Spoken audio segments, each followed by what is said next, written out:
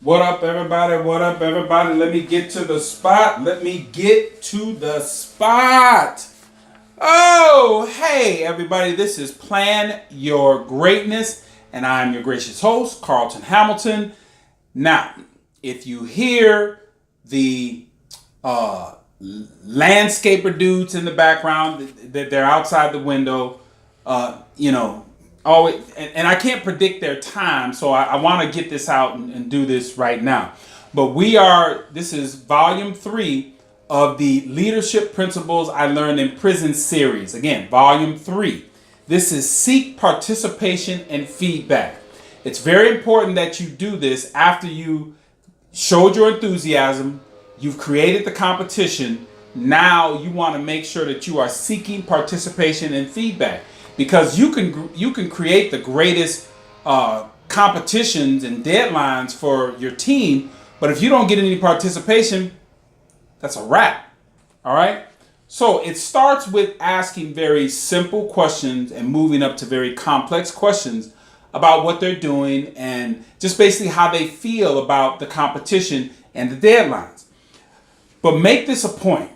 Make sure that you are watching very closely at their body language and watching very closely and listening very closely to their responses. And make sure that you're not jumping in as they're giving you the feedback. Just nod your head, maybe write some notes down, but allow them to speak. And then if there's a pause, then what you do is ask, like I would always ask my kids, I would say, is there anything else?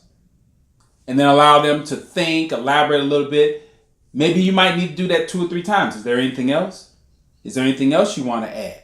Because you want to make sure you're allowing them to fully express themselves. Because at the beginning of the assignment, or once you give a deadline, you then want to ask, is there anybody in here, or do you as an individual have any challenges with the competition or the deadline? And if you don't want to talk about it right out here right now, that's fine. Make sure you pull me to the side, or you text message me, or you email me so we can talk about this. Because I want to make sure that you fully believe that you are capable, you have all the tools that you need to do what you're supposed to do. Same thing in sports. If you give somebody an assignment, if you basketball, if you say, hey, you're going to guard this guy, and then after going into it, you ask them, do you feel you could do this job? And then you see what they're doing, but you're constantly watching that feedback. So it goes well in sports. Same thing in corporate. Do you feel you can do this job in this time frame that we're asking? So you ask that question right at the beginning. And again, same thing. Be enthusiastic. Watch the body language. Now, you've given the assignment. Now you've given them the time. The deadline is over. Bam! They hit their goal. They didn't do anything outstanding. They didn't fall short. They hit their goal. Now this is the time that you come back, because you have been communicating with them through the process. But now when it comes down to the end, they've hit their goal. You have to do a follow-up, and you have to ask them, how do you feel now about the goal that was presented to you? They're going to either tell you that they felt overwhelmed, that they were scared going into it, that they have learned now a new skill. Don't put them back on that assignment again. Yes, I worked my way through it. I got an additional skill. Hey, I can be used as a backup, but I don't feel good as far as being the lead on this. They're going to give you all sorts of feedback when you ask questions. How do you feel now? How has this helped you grow? And just very simple questions like that. And again, you're looking for body language, and you're looking for the way that they respond. And always ask, is there anything else? Because what you're helping them do are the very things that you're doing as a leader. Because you're training them to take your position.